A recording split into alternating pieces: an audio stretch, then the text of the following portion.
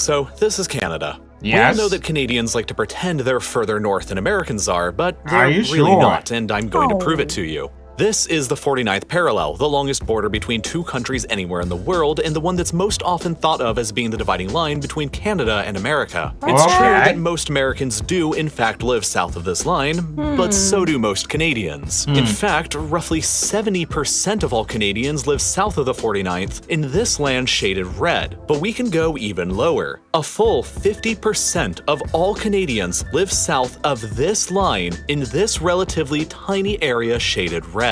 You're This kidding means me. that most Canadians live further south than pretty much the entire US states of Washington, Montana, North Dakota, and obviously Alaska too. But I'm not done Seriously? embarrassing Canada just yet. This is the southernmost point of Canada on Middle Island in Lake Erie. Zooming out to view more of the North American continent, would it surprise you if I told you that there are, in fact, more Americans who live north of this island than Canadians? Well, it shouldn't, because there are, and this is how. Here's the line of latitude drawn precisely over Middle Island. Wait, there's a lot flowing in here. Yeah. I can't take it. What? Like, seriously? Canada comes that south. I think we did a video on the Great Lakes. Yeah, we and they talk about Canada being this south, but about their population, 75% of Canadians live below the 49 parallel, and 50 below another, whether it's 47 or 41. Yeah, I think it's 47 like that. Jesus Christ, Canada. You guys live in the US, and the second You say you guys live in the US. it's not that way, you know. Not that way. Normally, when I see Canada, right, and the country is so huge up, I think maybe they live right up that way, like far up there. And this is the second largest country in the world. Canada. Yes. I And their population lives in one small place place. like that, but why? It's weird. Why did they though? just choose to just live like that? But they actually, the place is like, the land is really big. Yeah. But then again, they They just live in like a to small settle in area. a small. Please tell us why. Yeah, we really want to know. And if you're enjoying this video, Mm.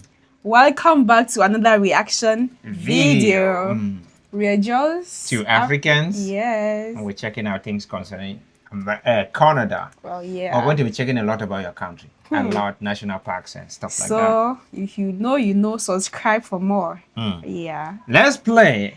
We have a lot of questions though, Canada. We don't know much about your country. We You love ready to for learn. us?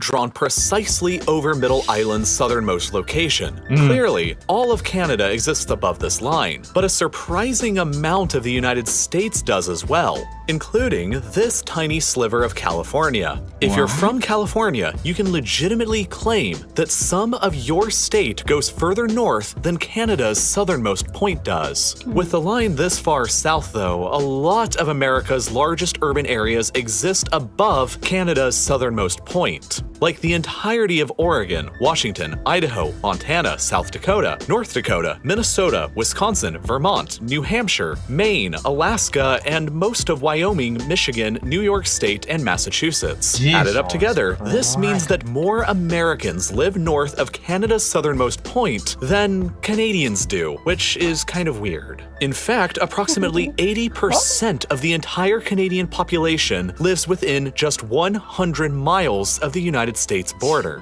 But why? Canada is huge. Why do most Canadians live so close to the American border? very Well, good let's start question. off with the fact that despite being a continent-sized country that's roughly the same size as all of Europe, Canada's population is small. Europe's population is around 750 million, while the almost equivalently sized Canada has a population of only 38 million. That's less people than live in California, and about the same amount as people who live in Poland. 38 million people can't possibly settle densely across an area of this huge size, and they haven't. Instead, Canada's small population exists in faraway, spread out pockets of population like Vancouver, Calgary, Edmonton, and most significantly, the dense urban and industrialized corridor here between Quebec City in the northeast and Windsor in the southwest. Half of Canada's entire population simply lives within this 700-mile stretch of land that includes Toronto, Ottawa, Montreal, and Quebec City. And it's all because of geography and history.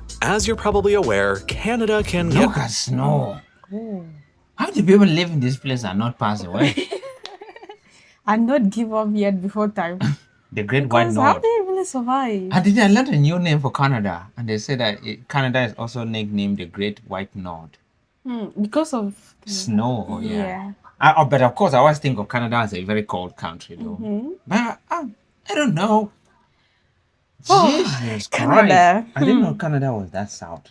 So south, they have to make a video about it. Yeah. Love Canada. Oh, Ottawa. Ottawa, yeah. Yeah, their capital, right? Yeah, the capital. Then also, you see Toronto, the economic capital. This is it. Toronto. Mhm. Wow. Yeah. Okay. Windsor. That's nice. Oh, play.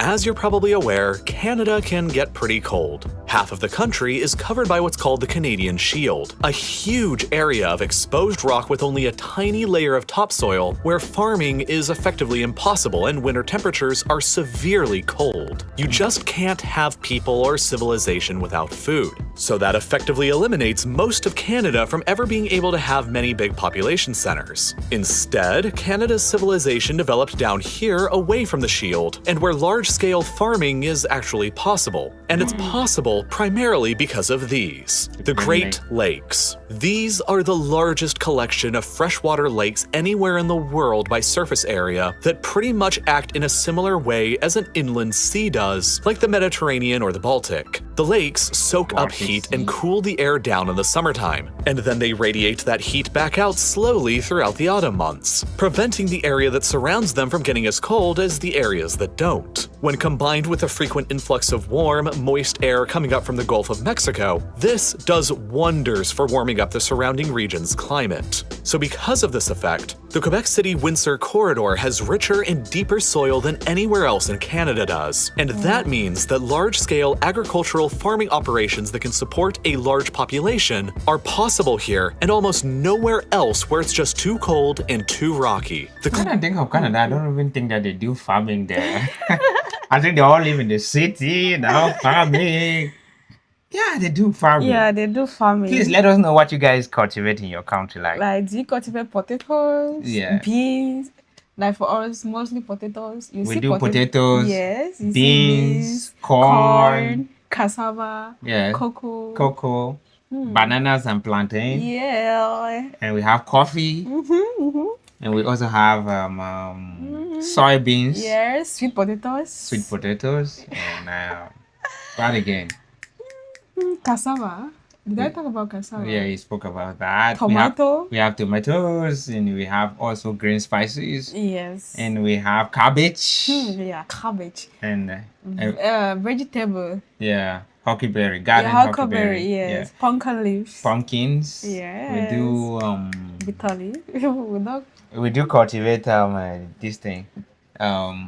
Groundnuts, and you guys call it peanuts. Yes. And we also cultivate cocoyams. Yeah, so that's what we just a do. lot. Of course, we do We'd it like by to know what hand. people cultivate. Yeah, I for one, my parents are farmers, so we do farming. We do cocoa. Yay. Yep, and we do corn. So I don't know what you guys do. Please let us know what you guys cultivate in your own Over country. there. Almost nowhere else where it's just too cold and too rocky. The climate is so good here that it's even possible to grow fruit in orchards and even establish wineries. But the climate and agricultural potential is only half of the reason why this is where most Canadians live. Okay. The other reason is geopolitical significance and power projection. This is the St. Lawrence River, and it's one of the most historically significant rivers in all of world history. It contains the world's largest estuary, and for most of the past 5 centuries, was the only easy way for the Europeans to explore the North American interior. Historically, European ships from the Atlantic could enter into the St. Lawrence and sail down only as far south as the dangerous and impassable Lachine Rapids here, which is conveniently right where the city of Montreal happened to be developed and settled. For hundreds of years, Montreal was the primary port town on the St. Lawrence and the gateway to the North American interior for ships sailing in from the Atlantic. But over the centuries, humanity expanded upon nature's limitations. Eventually, in the early 19th century, the Canadians constructed the Lachine Canal across Montreal Island to bypass those dangerous rapids and, combined with a complex series of other canals and locks across the other various lakes and canals that culminated with the St. Lawrence Seaway being opened up in 1959, ocean-going vessels could finally and freely travel all the way between the Atlantic and each of the Great Lakes, which established cities like Toronto, Buffalo, Detroit, Chicago, and Duluth as other important trading ports with access to the world's oceans. New York. This is partly why cities like Chicago, in particular, became the epicenter of the American railway system. It's relatively centrally located within the country, and with access to the Great Lakes and the St. Lawrence, goods can be imported and exported from here across the world's oceans. Because of all this, a massive amount of lucrative trade has flown along the St. Lawrence for decades, and all of it has to pass through the ports of Toronto, Montreal, and Quebec City, increasing all of these cities' prominence and leading to them becoming the top destinations for immigrants coming to Canada from abroad. Just look at the historical population data of Toronto and Montreal. In a single century between 1881 and 1986, Toronto's population absolutely exploded from a Please let us know when Canada got their independence. Yeah. I'm going to check that out though, but please tell us. And if you have a link to the accepted version of the Canadian anthem, please let us know. We want to check it out. Very important. Yep. Take 5. Let's check that out. That was so smart. That's the first thing to check about the country. You know, their Independence Day and their national anthem demands respect for them too. Loaded from a town of 86,000 people to a metropolis of 2.2 million, while Montreal went from about 150,000 people to 1.7 million in the same time period. Wow. That is why currently about 50% of all Canadians live south of this line, and why around 80% of Canadians live within 100 miles of the United States border. The border that's been closed for over a year now and is finally opening back up again next month. In response to COVID-19, Canada shut the entire border down with the United States to non-essential travel back in March 2020, and they're finally opening it back up again. Look at the view. Yeah, they're so beautiful. And that's Right. the same as if that's the border with the United States. You see the US flag and the Canadian flag there. Yeah, those are the closest friends in the world. Though Very politics close is friends. though politics is getting in the way, but the people of Canada and the United States are still friends.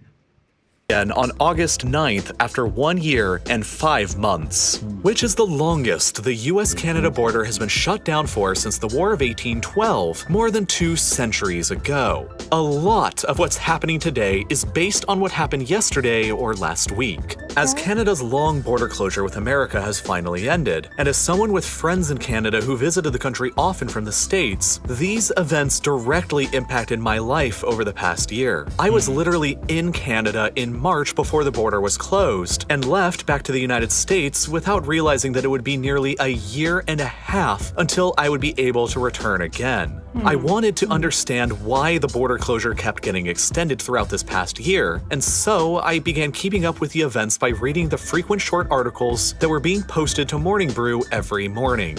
This is why I really love using Morning Brew, because their free daily newsletter gets you up to speed on all the news you need to know in business, finance, and tech in just 5 minutes and in a way that's way more witty, relevant, and informative than traditional news is. For example, while I was writing this script that was inspired by their many articles on the Canada-US border situation, I also got to read about the US's surging inflation rates, the protests going on in Cuba, and Richard Branson's first flight to space. Since you watch Real Life Lore, I know that you like getting a bit smarter and staying better informed. And regular, repeatable patterns of learning are exactly the best way to do that. So go ahead and start your mornings with Morning Brew by subscribing completely for free when you click the button that's on your screen right now, or by So anyways, we're going to link the video in the description. Below. Go check it out. Okay. Our friends from Canada. Thank you, Canada. Thank you Canada. for watching. Yeah. Canada. Canada. Forget about- Canada. No, Canada. Canada. Canada. Canada. Hey, Canada. no, Canada. Anyways, we love Canada. So, guys, yep, we're going to be checking more about Canada, and we love to learn about other countries. You know, we don't have the means to travel to places, so the best way we can travel to your country is through videos and the Yes. internet to see, interact with you guys, learn from you guys, and Yeah. thank you. And thank you for those that have been able to subscribe and you're coming. They are so sweet. They are so wonderful. We love them coming. Thank you for coming. Thank you. Thank you for watching, and respect. Yeah. Signing out.